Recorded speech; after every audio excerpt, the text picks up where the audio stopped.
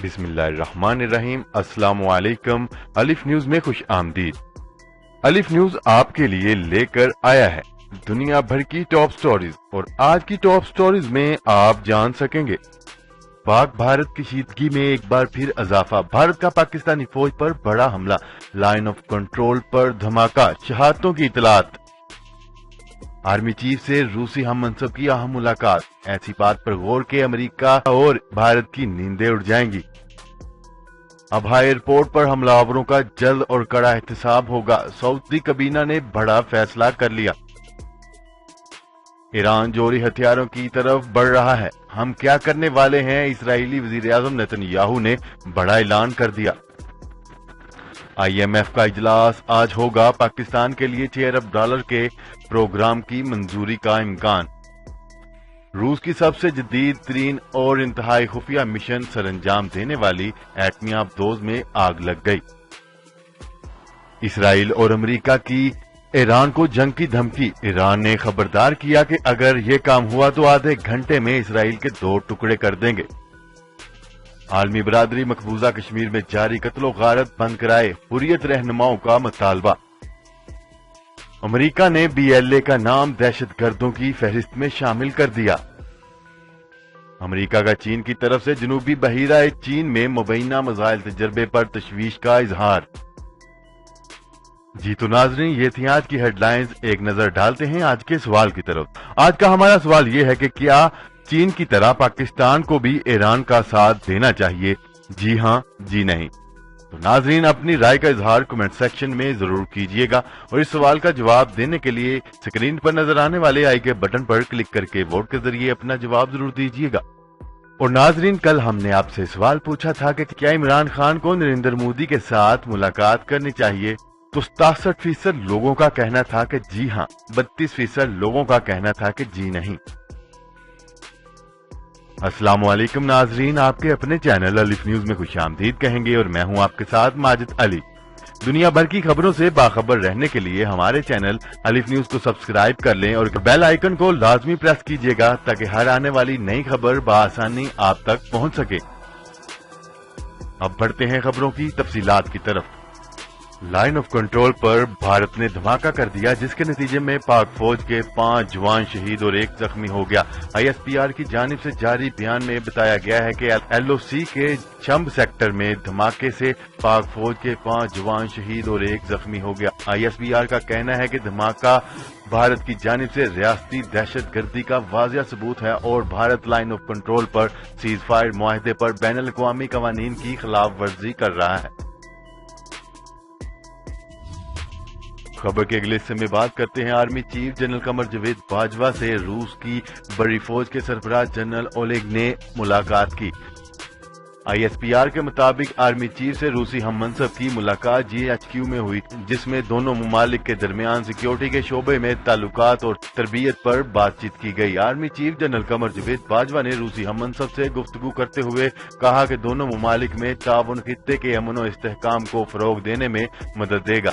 पाकिस्तान बाहमी ताउन और ताल्लुकात पर यकीन रखता है। दोनों मुमालिक के दरमियान ताल्लुकात से खित्ते की इक्तिसादी तरक्की भी होगी।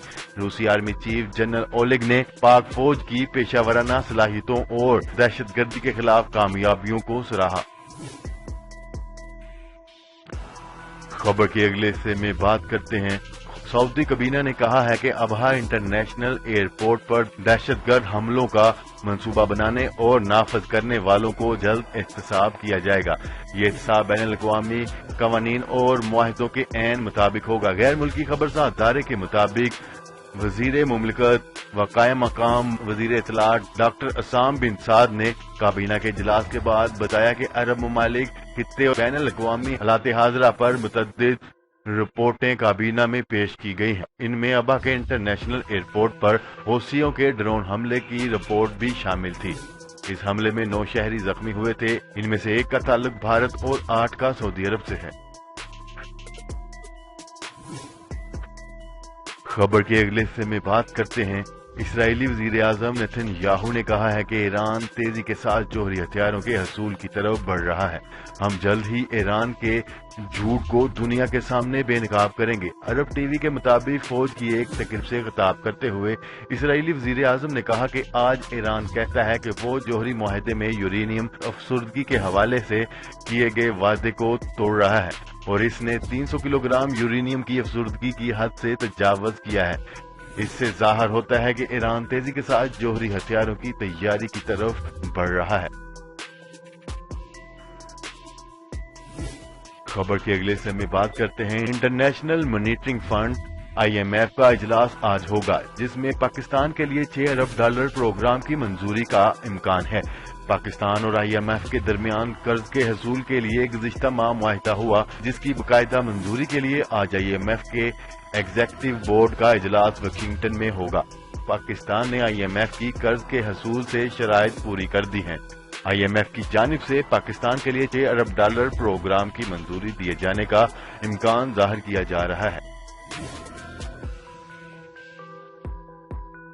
خبر کے اگلے حصے میں بات کرتے روس کی گہری پانیوں میں موجود خفیہ مشن کے لیے تیار کی گئی آبدوز میں آگ لگنے سے عملے کے 14 افراد ہلاک ہو گئے۔ روس کی وزارت دفاع کی جانب سے منگل کے روز ایک بیان میں آبدوز میں آگ لگنے کے واقعے کے بارے میں بتایا گیا، تاہم یہ واضح نہیں کیا گیا کہ اس میں آگ کیوں لگی۔ وزارت دفاع کے بیان میں کہا گیا ہے کہ آبدوز میں آگ اس وقت لگی جب وہ روس کی سمندری حدود میں سمندر کی گہرائی ناپنے میں مصروف تھی۔ خبر کے اگلے حصے میں بات کرتے ہیں۔ امریکہ اور ایران کے درمیان کشیدگی نئے عروج پر چھو رہی ہے اور اب ایران نے انتہائی خوفناک اعلان کر دیا ہے۔ نیوز رپورٹ کے مطابق ایران کے اعلیٰ حکومتی عہدیدار کہا ہے کہ اگر امریکہ نے ایران پر حملہ کیا تو ہم محض آدھے گھنٹے میں اسرائیل کو صفحہ ہستی سے مٹا دیں گے۔ رپورٹ کے مطابق ایران اور امریکہ کے درمیان حالیہ کشیدگی گزشتہ ماہ شروع ہوئی جب ایران نے امریکی جاسوس ڈرون مار گرایا اور اس کے ٹکڑے دنیا کو دکھائے۔ اس کے بعد امریکی صدر ڈونلڈ ٹرمپ نے ایران پر حملے کا حکم دیا اور آخری وقت میں جب امریکی فوجیں اور جنگی طیارے حملے کے لیے بالکل تیار تھے اور صرف 10 منٹ بعد حملہ ہو جانا تھا، صدر ڈونلڈ ٹرمپ نے حکم واپس لے لیا۔ خبر کے اگلے حصے میں بات کرتے ہیں۔ مقبوضہ کشمیر میں حریت رہنما مختار احمد وزرا نے کہا ہے کہ مقبوضہ کشمیر میں بھارتی دہشت گردی جاری ہے۔ عالمی برادری اور انسانی حقوق کی تنظیمیں جاری قتل و غارت بند کروائیں۔ تفصیلات کے مطابق مختار احمد وزرا نے سری نگر میں جاری ایک بیان میں کہا کہ مقبوضہ کشمیر کے طول و عرض میں قتل و غارت، لوگوں کو ہراساں کیے جانے اور محاصروں اور تلاشی کارروائیوں کا سلسلہ جاری ہے جس کو روکنے کے لیے عالمی برادری کو مداخلت کرنی چاہیے۔ انہوں نے بھارت پر زور دیا کہ وہ کشمیریوں کا قتل عام بند کرے اور تنازع کشمیر کو کشمیری عوام کی خواہشات کے مطابق حل کرے۔